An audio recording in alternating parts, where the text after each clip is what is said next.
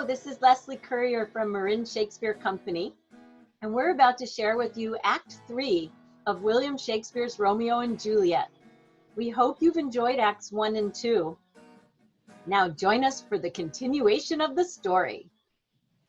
This is why we fight, for our honor and our pride. What doth stir us inside, so certain that we're right? This is why we fight. This is why we fight, because you impute our name, just a black mark on our fame, a constant trouble on our sight. This is why we fight. We rage for our women and our home and all that is our own, that is worthy to be gauged. This is why we rage. This is why we war. The age-old enmity with such solemnity to keep your ilk from our doors. This is why we war. This is why we fight. This is why we fight. This is why we fight.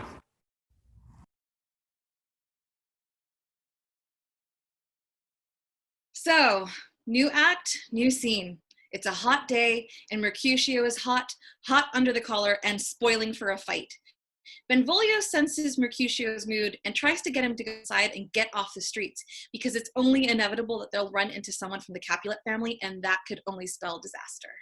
If Romeo had shared his good news with his friend, and if Juliet had shared her good news with any person outside of the nurse in her family, would this play continue in the tragic sense that it is?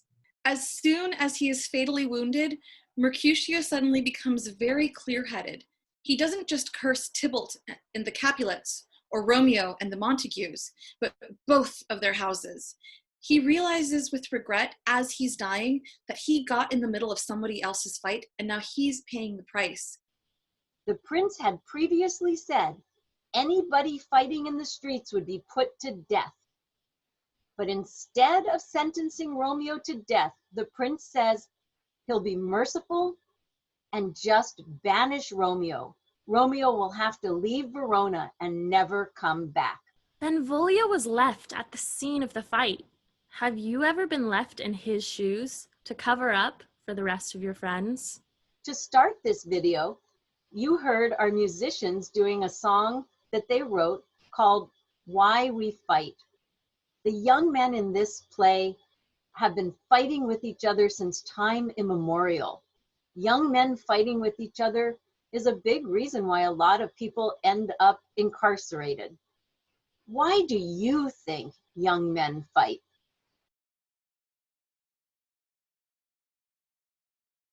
I pray thee, good Mercutio, let's retire. The day is hot, the Capulets abroad, and if we meet, we shall not scape a brawl. For now these hot days is the mad blood stirring. Thou art like one of those fellows that when he enters the confines of a tavern, claps me his sword upon the table and says, God send me no need of thee. And by the operation of the second cup, draws it on the drawer when indeed there is no need. Am I like such a fellow? Come, come. Thou art as hot a jack in thy mood as any in Italy, and as soon moved to be moody, and as soon moody to be moved. And what two? Nay, and there were two such. We should have none shortly, for one would kill the other. Thou would quarrel with a man that had a hair more or a hair less in his beard than thou hast. Thou would quarrel with a man for cracking nuts, having no other reason but because thou hast hazel eyes. What eye but such an eye would spy out such a quarrel? Thy head is as full of quarrels as an egg is full of meat, and yet thy head hath been beaten as addle as an egg for quarreling. Thou hast quarreled with a man for coughing in the street because he has wakened thy dog that had lain asleep in the sun.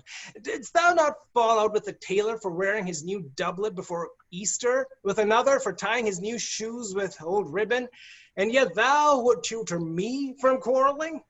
And I were so apt to quarrel as thou art, any man should buy the fee simple of my life for an hour and a quarter. The fee simple, simple. Follow me close, for I will speak to them. Gentlemen, good evening. A word with one of you? But one word with one of us? Couple it with something. Make it a word and a blow. You shall find me apt enough to that, sir. And you will give me occasion. Could you not take some occasion without giving? Mercutio, thou consortest with Romeo. Consort? What, does that make us minstrels? We'll make minstrels of us look to hear nothing but discords. Here's my fiddlestick. Here's I shall make you dance. Soon's consort. We talk here in the public haunt of men. Either withdraw unto some private place and reason coldly of your grievances, or else depart. Here all eyes gaze on us. Men's eyes were made to look, and let them gaze. I will not budge from no man's pleasure, I. Well, peace be with you, sir. Here comes my man. But I'll be hanged, sir, if he wear your livery. Marry, go before the field, and he'll be your follower. Your worship in that sense may call him man. Romeo, the hate I bear thee can afford no better term than this. Thou art a villain. Tybalt, the reason that I have to love thee doth much excuse the appertaining rage to such a greeting. Villain am I none, therefore farewell. I see thou knowest me not. Boy, this shall not excuse the injuries that thou hast done me. Therefore, turn and draw. I do protest. I never injured thee, but love thee better than thou canst devise, till thou shalt know the reason of my love. And so, good Capulet, which name I tender as dearly as my own, be satisfied. Oh, calm, dishonorable, vile submission. Halastoccata carries it away. Tybalt, you rat catcher, will you walk? What wouldst thou have with me? Oh, good king of cats, nothing but one of your 9 lives. That I mean to make bold withal. And as ye shall use me hereafter, dried beat the rest of the 8. Will you pluck your sword out of his pilcher by the ears? Make haste, lest mine be about yours ere it be out. I am for you. Gentle, Mercutio, put thy rapier up. Come, sir, you're passado. Draw, Benvolio, beat down their weapons. Gentlemen, for shame, forbear this outrage. Tybalt, Mercutio, the prince expressly hath forbidden bandying in Verona streets. Hold, Tybalt, good Mercutio!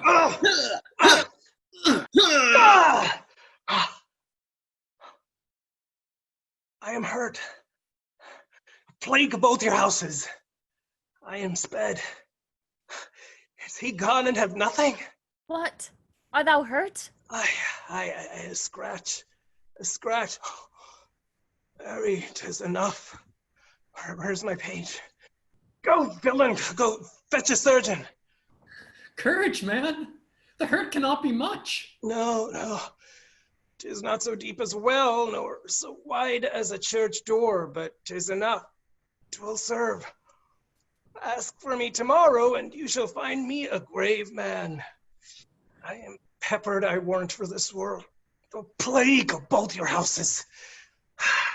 Zoons, a dog, a rat, a mouse, a cat to scratch a man to death. A braggart, a rogue, a villain that fights by the book of arithmetic. Why the devil came you between us? I was hurt under your arm. I thought all for the best. Help me into some house, Benvolio, or I shall faint. A plague of both your houses. They have made worm's meat of me. I have it, and soundly too. Your houses. This gentleman, the prince's near ally, my very friend, hath got his mortal hurt in my behalf. My reputation stained with Tybalt's slander. Tybalt, that an hour hath been my kinsman. Oh, sweet Juliet, thy beauty hath made me effeminate, and in my temper softened valor's steel. Oh, Romeo, brave Mercutio's dead. That gallant spirit hath aspired the clouds which too untimely here did scorn the earth. This day's black fate on more days doth depend. This but begins the woe others must end. Here comes the furious Tybalt back again. Alive in triumph, and Mercutio slain. Away to heaven, respective lenity, and fire-eyed fury be my conduct now. Now, Tybalt, Take the villain back again that late thou gavest me, for Mercutio's soul is but a little way above our heads, staying for thine to keep him company. Either thou, or I, or both must go with him. Thou wretched boy, that didst consort him here, shout with him hence.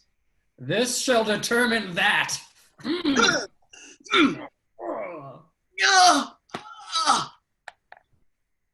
Romeo, away, be gone! The citizens are up, and Tybalt slain. Stand not amazed. The prince will doom thee death if thou art taken. Hence, be gone, away! Oh, I am fortune's fool. Why dost thou stay? Which way ran he that killed Marcio? Tybalt, that murderer. Which way ran he? There lies that Tybalt. Up, sir, go with me. I charge thee in the prince's name, obey. Where are the vile beginners of this fray? O noble prince, I can discover all the unlucky manage of this fatal brawl. There lies the man slain by young Romeo that slew thy kinsman, brave Mercutio. Tybalt, my cousin. Oh, my brother's child. Oh, prince. Oh, cousin, husband. Oh, the blood is spilled to my dear kinsman. Prince, as thou art true, for blood of ours, shed blood of Montague. Oh, cousin, cousin. Benvolio, who began this bloody fray? Tybalt, here slain, whom Romeo's hand did slay. Romeo that spoke him fair, bade him bethink how nice the quarrel was, and urged with all your high displeasure.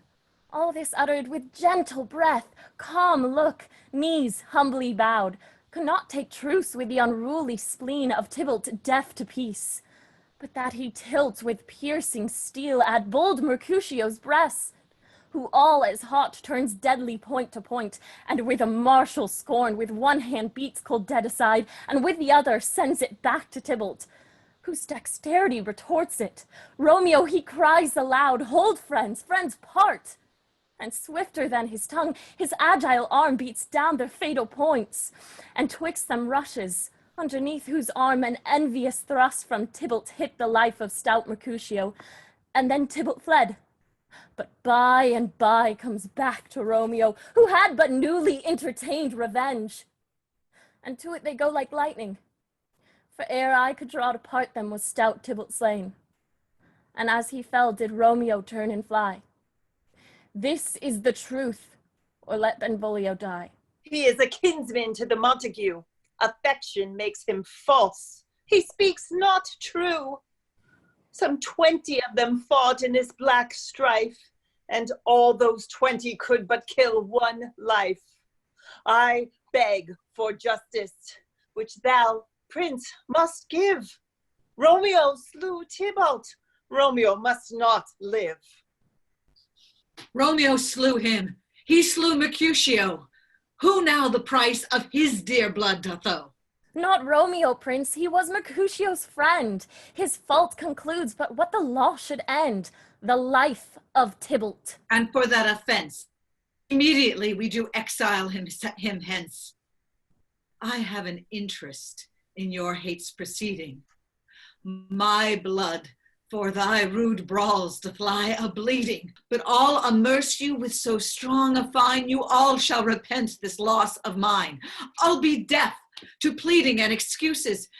Tears nor prayers shall purchase out abuses, therefore use none.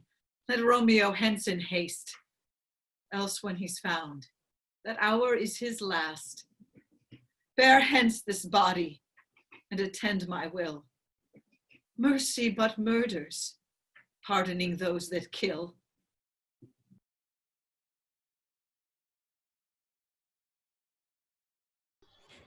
So in this scene, we meet Juliet longing for Romeo to come visit her. When the nurse comes in, visibly upset, she's so upset that Juliet can't even understand her. And then she believes Romeo is dead and Tybalt is dead. And then when the nurse is finally able to get out that Romeo killed Tybalt, Juliet fears that she won't get to have her wedding night. But the nurse promises to get Romeo to come. Shakespeare has a deep understanding of human emotions. So when Juliet is waiting for her wedding night with Romeo, she speaks in the beautiful poetry that we've come to love from her. She says, "Take him and cut him out in little stars, and he will make the face of heaven so bright that all the world will be in love with night." But she also speaks like a young woman who's just horny. "Come night, come Romeo, come thou day and night." Shakespeare knows that we are both human and sexual beings and poetic souls at the same time. The nurse breaks my heart in this scene. She's devastated by Tybalt's death and lets us know that she and Tybalt actually were quite close. But she's so loyal to Juliet and loves her so much that even though she's grieving for Tybalt and blames Romeo directly, she's still willing to find a way to bring Romeo and Juliet together one last time. It's a truly selfless, loving act. Has there been a time in your life where you knew that you weren't enough? Are you able to forgive someone you love, even when they do the unforgivable?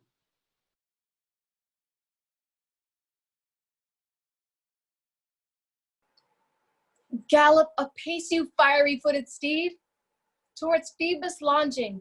Such a wagoner at Phaeton would whip you to the west and bring in cloudy night immediately. Spread thy close curtain, love performing night, that runaway's eyes may wink and Romeo leap to these arms, untalked of and unseen.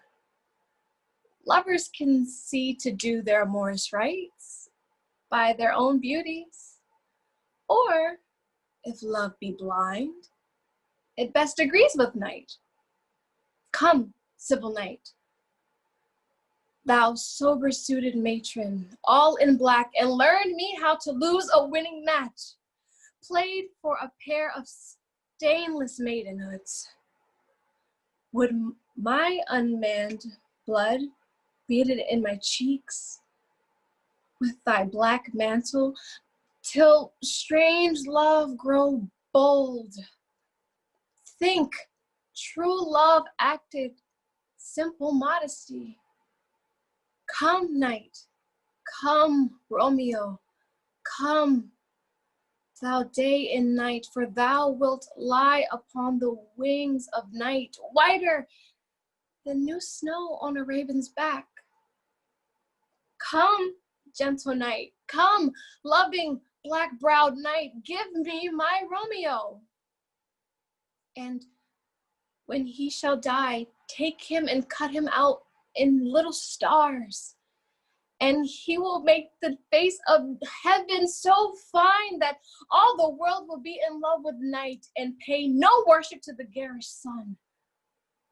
Oh, I have bought the mansion of a love, but not possessed it.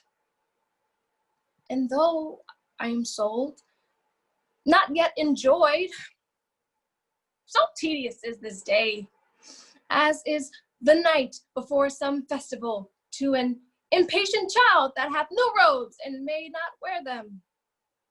Oh, here comes my nurse, and she brings news, and every tongue that speaks but Romeo's name speaks heavenly eloquence. Now, nurse, what news? What hast thou there? The cords that Romeo bid thee fetch?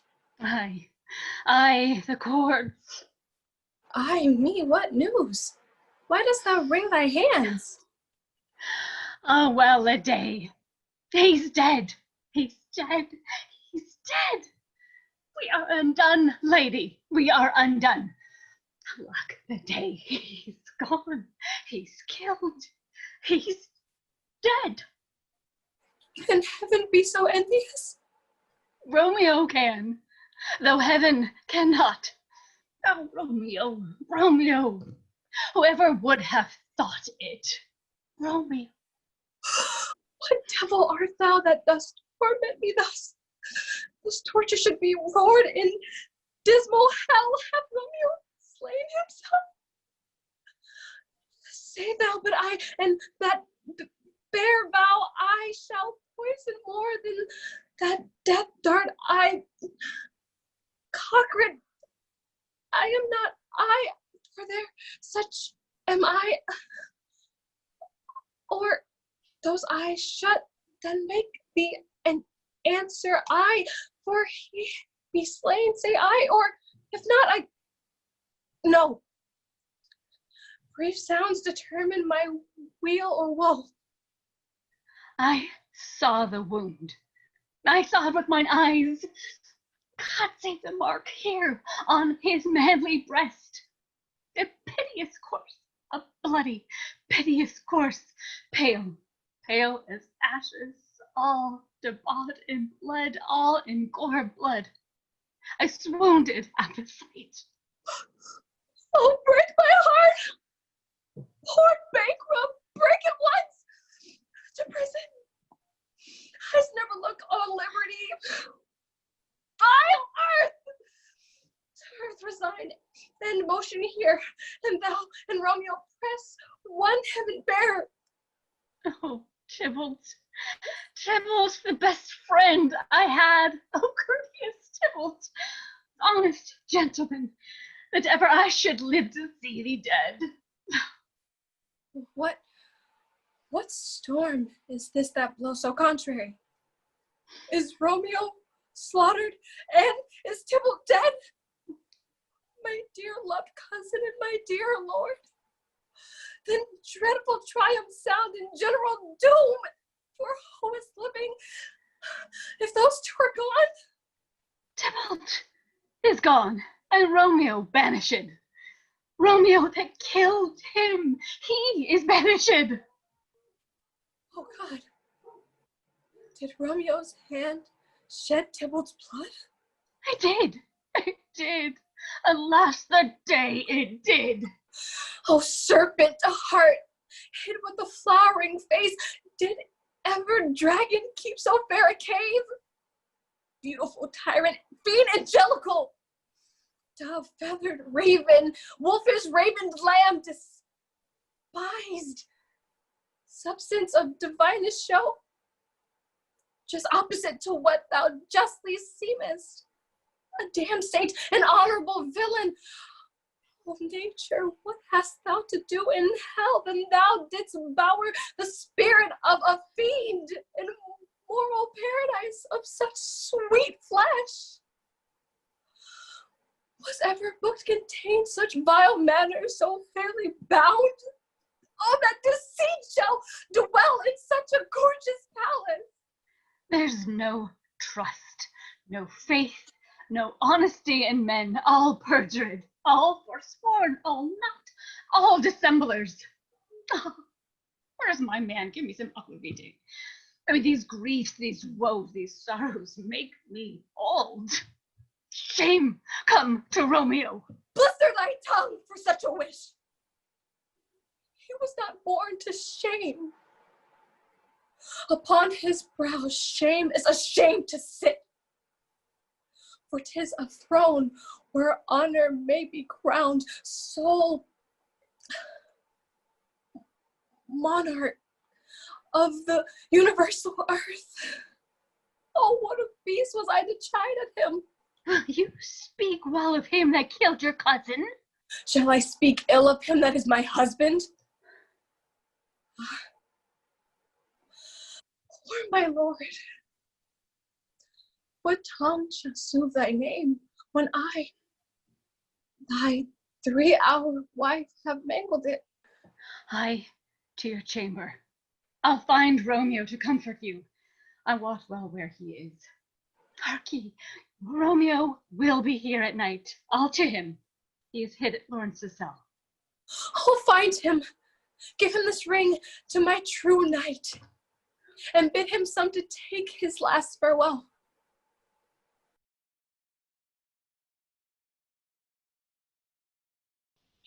We're going to see here in this scene that the conflict between reason and passion, that's a theme within this play, is beginning to reach a fever pitch. Many of the characters have made decisions and act based on their passions, and they are being balanced out by the characters who make decisions based on logic and reasoning. But passion is starting to win out over logic. Pay attention and see if you agree. I love watching the roller coaster of emotion that Romeo and all of our characters go through from the last scene to this. Romeo in the street scene is mature and married and even kills someone. And we get to this scene at Friar Lawrence's, and the nurse comes in and asks, "Where's Romeo?" And poor Friar Lawrence has to say he's there on the ground, crying like a kid. So it may seem like it's being a little over dramatic, but honestly, I've never been banished, so I don't know. Is there ever been a time where you feel maybe you acted over dramatically only to have perspective later to see, no, it was completely justified? In this scene, I love the language that Romeo uses in his speech describing that his heaven is in Verona with Juliet. He has such descriptive imagery, and he even has this little phrase where he says, "Flies may do this," looking at Juliet, "but I must fly." What is this type of tool that Shakespeare is using? Do you think that it's possible to be ruled by your passions and also act logically? All of us have received different punishments in our lives. Have you ever received a punishment that felt like torture at the time, but later you were able to see that in it was some mercy, some silver lining?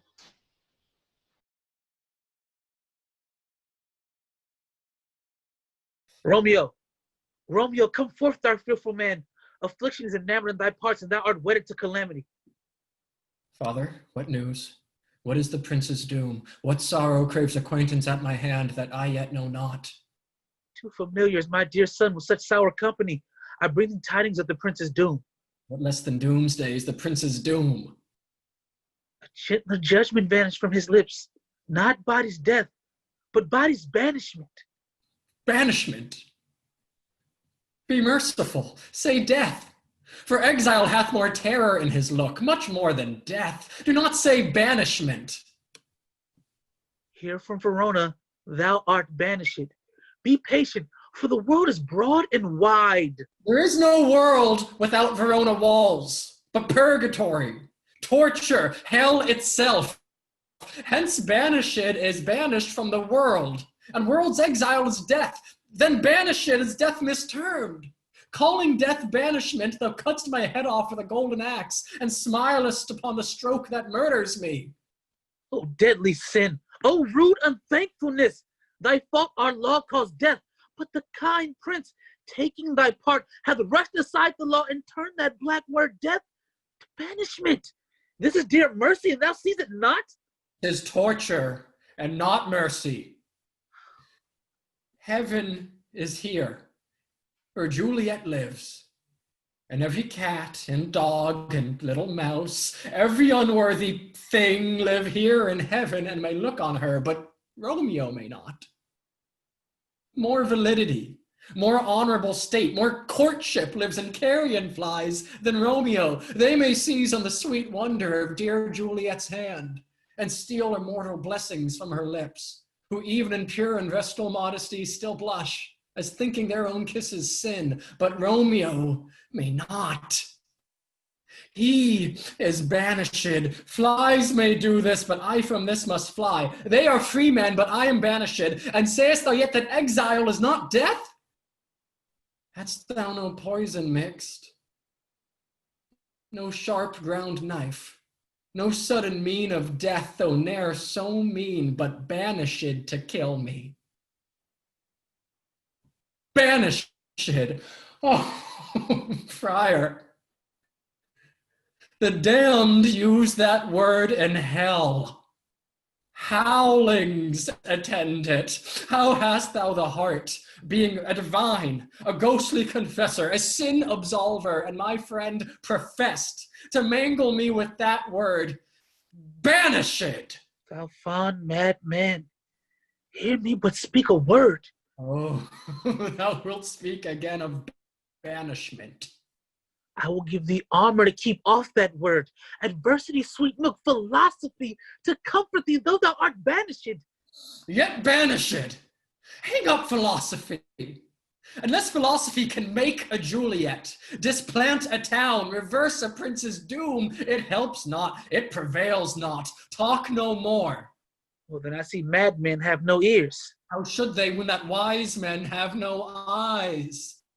Let me dispute with thee thy estate. Thou canst not speak of that thou dost not feel. Wert thou as young as I, Juliet, thy love, an hour but married, Tybalt murdered, doting like me and like me, banished. Then mightst thou speak. Then mightst thou tear thy hair and fall upon the ground as I do now, taking the measure of an unmade grave.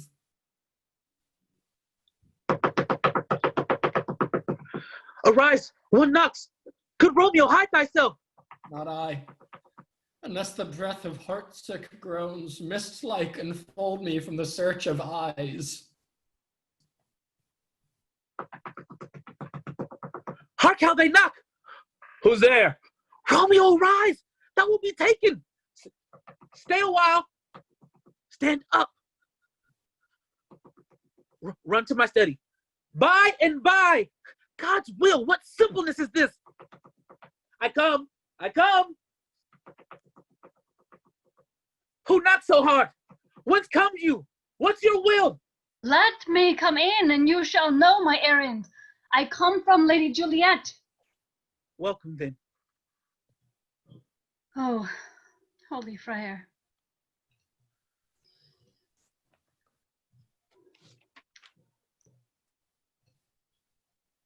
Oh, tell me, holy friar, where is my lady's lord? Where's Romeo? There on the ground, with his own tears made drunk. Oh, he is even in my mistress's case, just in her case. Oh, woeful sympathy. Piteous predicament, even so lies she, blubbering and weeping and blubbering. Stand up, stand up, stand, and you be a man, for Juliet's sake. For her sake, rise and stand. Why should you fall into so deep an oh? Nurse. Aye, sir. Well, death's the end of all. Think'st thou of Juliet? How is it with her? Does she not think me an old murderer, now I have stained the childhood of our joy with blood removed but little from her own? Where is she? And how doth she? And what says my concealed lady to our cancelled love? Oh, she says nothing, sir, but weeps and weeps, and now falls on her bed, and then starts up, and Tybalt calls, and then Romeo cries, and then falls down again. As if that name, shot from the deadly level of a gun, did murder her, as that name's cursed hand murdered her kinsman. Oh, tell me, friar, tell me, in what vile part of this anatomy doth my name lodge? Tell me that I may sack the hateful mansion. Hold thy desperate hand. Art thou a man? Thy form cries out thou art. Thy tears are womanish. Thy wild acts note the unreasonable fury of a beast. Unseemly woman in a seeming man, or ill-beseeming beast in seeming both. Thou hast amazed me. By my holy order is set afire by thy own ignorance, and thou dismembered with thy own defense. What roused thee, man? Thy Juliet is alive, for whose dear sake thou wast but lately dead. There art thou happy. Tybalt would kill thee, but thou slewest Tybalt there. Art thou happy too? The law that threatens death becomes thy friend and turns to exile. There art thou happy. A pack of blessings light upon thy back. Happiness courts thee in her best array, but like a misbehaved and sullen witch, thou pouts on thy fortune and thy love. Take heed for such died miserable. Go, get thee to thy love as was decreed. Ascend to her chamber hence and comfort her. But look, thou stay not to the watch be set, for then thou canst not pass to Mantua, where thou shalt live till we can find a time to blaze thy marriage, reconcile thy love, beg pardon of the prince, and call thee back with 1,000 times more joy than thou wentst forth in lamentation. Go before, nurse. Commend me to thy lady. Bid her hasten all the house to bed, which heavy sorrow makes them apt unto. Romeo is coming. Oh, Lord, I could have stayed here all night to hear good counsel. Know what learning is. My lord, I'll tell my lady you will come. Do so, and bid my sweet prepare to chide. Here, sir, here's a ring. She bid me give you, sir. Are you? Make haste, for it grows very late. How well my comfort is revived by this. Go hence. Good night. And here stands all your estate. Either be gone before the watch be set, or by the break of day disguised from hence. Sojourn in Mantua. I'll find your man, and he shall signify from time to time every good hap to you that chances here. Give me thy hand. 'Tis late. Farewell. Good night. That a joy past joy calls out to me. It were a grief so brief to part with thee. Farewell.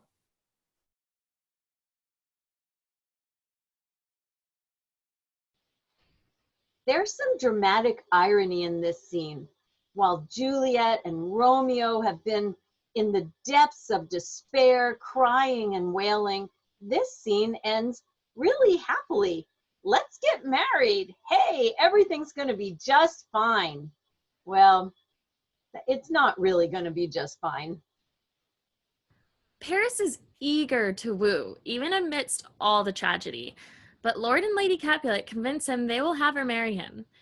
I find it really interesting here that Lord Capulet finds Wednesday too soon and pushes the wedding off by 1 day. Here we have poor Paris just trying to do the right thing. And he's kind of stuck in the middle while Capulet runs all around him. Yes, this is going to work. No, it's not. Never mind. Yes, this is going to work. No, it's not. Never mind. Yes, this is going to work. No, it's not. Okay, here it is. And poor Paris is kind of at the mercy of a boss. Have you ever felt this way about your boss? Lord Capulet thinks he knows without doubt what is true and right for Juliet in this scene. Later, he's proved wrong. Have you ever felt that you knew without doubt that something was true, only to find out later that you were wrong? I do it all the time. Do you think it's more important for a child to respect their father's wishes or for them to obey?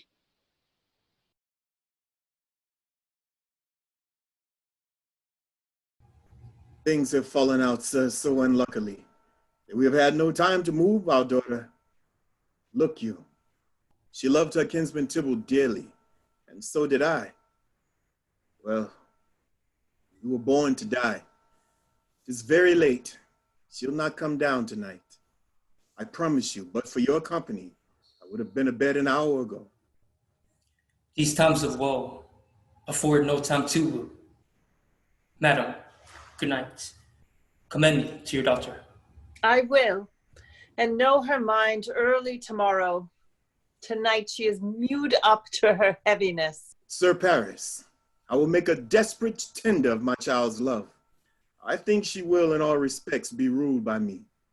Nay, more, I doubt it not. Wife, go you to her ere you go to bed. Acquaint her here of my son, Paris's love, and bid her, mark you me, on Wednesday next, but soft. What day is this? Monday, my lord. Monday? Well, Wednesday is too soon. A Thursday let it be. A Thursday tell her. She shall be married to this noble earl. Will you be ready? Do you like this haste? We'll keep no great ado, a friend or two. For hark you, Tybalt being slain so late, it may be thought we held him carelessly, being our kinsman if we revel much. Therefore, we'll have some 6 friends, and there an end. But what say you to Thursday?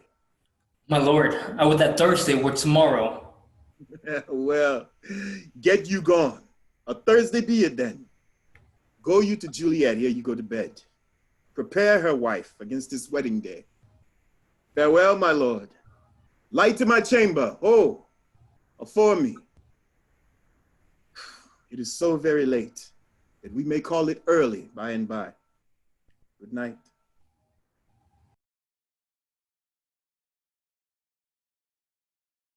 In this scene, we're going to find ourselves back at Juliet's balcony overlooking Capulet's orchard, where only a few scenes ago, this was the scene of two young lovers swearing to love each other forever.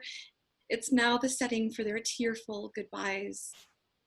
One line to listen for in this next scene is when Lord Capulet says, "My fingers itch." It means he wants to hit Juliet.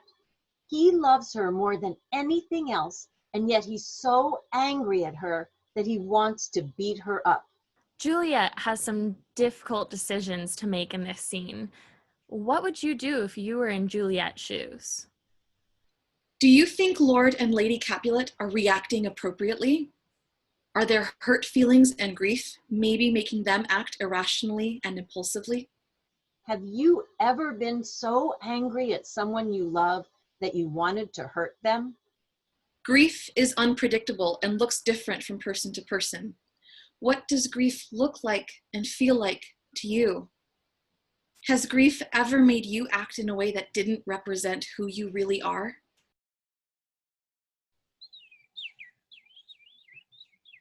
Wilt thou be gone? It is not yet near day.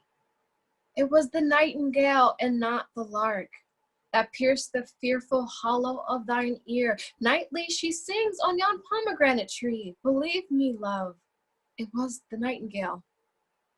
Was the lark, the herald of the morn, no nightingale? Look, love, what envious streaks do lace the severing clouds in yonder east. Night's candles are burnt out, and jocund day stands tiptoe on the misty mountain tops. I must be gone and live, or stay and die. Yon light is not daylight. I know it. It is some meteor that the sun exhausts. To be to thee this night a torch-bearer, and light thee on thy way to Mantua. Therefore stay yet. Thou needest not to be gone. Let me be taken. Let me be put to death. I am content, so that wilt have it so. I'll say yon gray is not the morning's eye, 'tis but the pale reflex of Cynthia's brow, nor that it is not the lark whose notes do beat the vaulty heaven so high above our heads. I have more care to stay than will to go. Come, death, and welcome. Juliet wills it so. How is my soul? Let's talk. It is not day. It is. Hence, be gone, away. It is the lark that sings so out of tune, straining harsh discord and unpleasing sharps. Some say the lark makes sweet division. This doth not so, for she hath defended us. Some say the lark, and lo, the toad change eyes. Oh, now I would they have changed voices too, since arm from arm that voice doth us affray, hunting thee hence with hunts up to the day. Oh, now be gone. More light and light is grows. More light and light, more dark and dark our woes. Madam! Nurse? Your lady mother is coming to your chamber. The day is broke. Be wary, look about. Then window. Let day in and let life out. Farewell. Farewell. One kiss and I'll descend. Art thou gone so? Love, Lord, I, husband, friend. I must hear from thee every day in the hour, for in a minute there are many days. Oh, by this count I shall be much in years ere I go behold my Romeo. Farewell. I will omit no opportunity that may convey my greetings, love, to thee. Oh, thinkest thou we shall ever meet again? I doubt it not. And all these woes shall serve for sweet discourses in our time to come. Oh God, I have an ill-defined soul. Methinks I see thee. Now thou art below. as one dead in the bottom of a tomb. Either my sight fails or thou lookest pale. And trust me, love, in my eye so do you. Dry sorrow drinks our blood. Adieu, adieu. Oh, fortune, fortune! All men call thee fickle. If thou art fickle, what dost thou with him that is renowned for faith? Be fickle, fortune, for then I hope thou wilt not keep him long, but send him back. Ho, daughter, are you up? Oh, what's that calls? Is it my lady mother? Is she not down so late or up so early? What accustomed cause procures her hither? Why, how now, Juliet? Madam, I am not well. Evermore weeping for your cousin's death? What? Wilt thou wash him from his grave with tears? And if thou couldst not make him live. Therefore, have done. Some grief shows much of love, but much of grief shows still some want of wit. Yet let me weep for such a feeling lost. So shall you feel the loss, but not the friend which you weep for. Feeling so the loss cannot choose, but ever weep the friend. Well, girl, thou weepst not for so much for his death, as that the villain lives which slaughtered him. What villain, madam? That same villain, Romeo. Villain, and he be many miles asunder. God pardon him. I do, with all my heart, and yet no man like him doth grieve my heart. That is because the traitor murderer lives. Aye, madam, from the reach of these my hands would none but I might venge my cousin's death. We will have vengeance for it, fear thou not. Then weep no more. I'll send one to Mantua, where that same banished runagate doth live, shall give him such an unaccustomed dram, that he shall soon keep Tybalt company. And then I hope thou wilt be satisfied. Indeed, I never shall be satisfied with Romeo till I behold him dead. Is my poor heart for a kinsman's vex? Madam, if you could find out by a man to bear a poison, I would temper it, that Romeo should, upon receipt thereof, soon sleep in quiet. Oh, how my heart abhors to hear him named and cannot come to him, to wretch the love I bore my cousin upon his body that slaughtered him. Find thou the means, and I'll find such a man. But now, I'll tell thee joyful tidings, girl. And joy comes well in such a needy time. What are they, I beseech your ladyship? Well, thou hast a careful father, child, one who, to put thee from thy heaviness, hath sorted out a sudden day of joy that thou expects not, nor I look not for. Madam, in happy time, what day is that? Mary, my child, early next Thursday morn, the gallant, young, and noble gentleman, the County Paris, at St. Peter's Church, shall happily make thee their joyful bride. Now, by St. Peter's Church and Peter too, he shall not make me there a joyful bride. I wonder at this haste that I must wed ere he that should be husband comes to woo. I pray you, tell my lord and father, madam, I will not marry yet. And when I do, I swear it shall be Romeo, whom you know I hate rather than Paris. These are news indeed. Here comes your father. Tell him so yourself, and see how he will take it at your hands. When the sun sets, the air doth drizzle dew. For the sunset of my brother's son, it rains downright. How now, wife?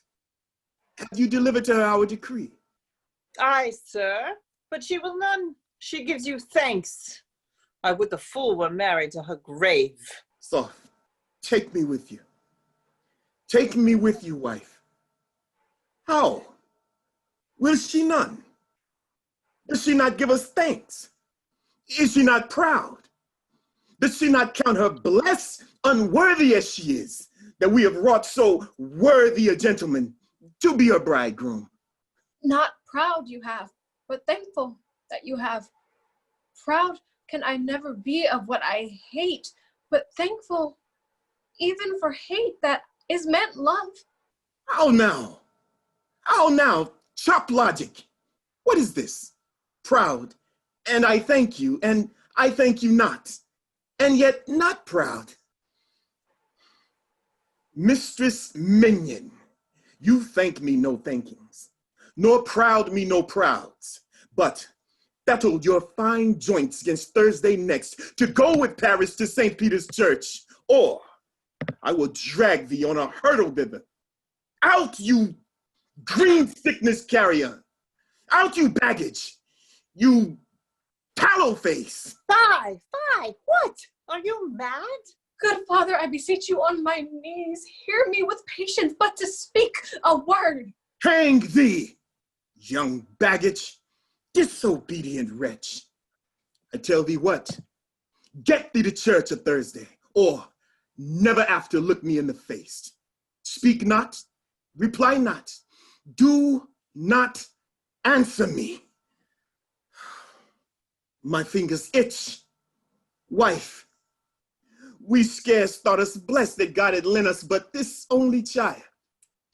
But now I see this one is one too much, and that we have a curse in having her. Out on her, hilding. God in heaven bless her. You are to blame, my lord, to rate her so. And why? My lady wisdom, hold your tongue. Good Prudence, smatter with your gossips, go. I speak no treason. Oh, God ye godden. May not one speak? Peace, you mumbling fool. Utter your gravity or gossip's bold, for here we have no need of it. You are too hot. God's breath, it makes me mad. Day, night, hour, tide, time, work, play. Alone in company, still my care have been to have her matched, and having now provided a gentleman of noble parentage, of fair demesne, youthful and nobly trained, stuffed, as they say, with honorable parts, proportioned as one's thought would wish a man, and then to have a wretched, puling fool, a whining mammoth in her fortune's tender, to answer, I'll not wed, I cannot love, I'm too young, I pray you pardon me. But as you will not wed, I'll pardon you. Graze where you will, you shall not house with me. Look to it, think on it. I do not use to jest. Thursday is near. Lay hand on heart, advise, and you be mine. I'll give you to my friend, and you be not. Hang, beg, starve, die in the streets, for by my soul I'll never acknowledge thee. Nor what is mine shall never do thee good. Trust to it, bethink you. I'll not be forsworn. Is there no pity sitting in the clouds that sees into the bottom of my grief? Oh, sweet my mother, cast me not away. Delay this marriage for a month, a week. Or if you do not make the bridal bed in that dim monument where Tybalt lies. Talk not to me, for I'll not speak a word. Do as thou wilt, for I have done with thee. Oh, nurse, how shall this be prevented? My husband is on earth, my faith in heaven. How shall that faith return again to earth, unless that my husband sent it to me from heaven by leaving earth? Comfort me, counsel me.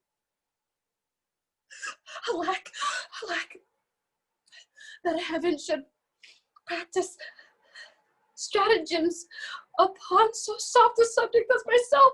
What sayest thou? Hast thou not a word of joy? Some comfort, nurse. Faith, here it is. Romeo is banished, and all the world to nothing, that he dares ne'er come back to challenge you. Or if he do, it needs must be by stealth. Then, since the case so stands as now it doth, I think it best you married with the county. Though he's a lovely gentleman. Romeo's a dishclout to him, an eagle, madam, hath not so green, so quick, so fair an eye as Paris hath. Beshrew my very heart, I think you are happy in this second match, for it excels your first tour. If it did not, your first is dead. Our tour is good as he were, as living here, and you no use of him. Speakest thou from thy heart? And from my soul, too, or else beshrew them both. Amen. What? Well, thou hast comforted me marvelous much. Go in. Tell my lady I'm gone, having displeased my father, to Lawrence's cell, to make confession, to be absolved. Mary, I will, and this is wisely done. Ancient damnation!